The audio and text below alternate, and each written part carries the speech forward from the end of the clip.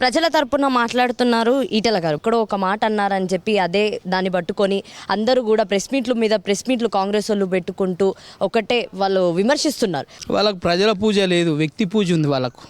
ముఖ్యమంత్రిని ప్రసన్నం చేసుకుంటే పదవులు వస్తాయి కదా, అది ఉంది. ప్రజల సమస్యలు వాళ్ళకు పట్టాయి.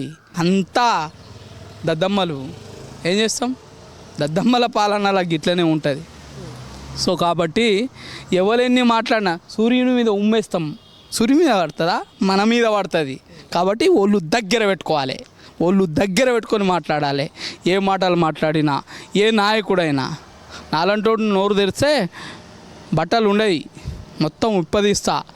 ఇవన్నీ పిచ్చి పిచ్చి కూతలు మాని పనిచేసేటోళ్ళకి, ప్రశ్నించేటోళ్ళకి మీ పనితనంతో జవాబు ఇయ్యండి.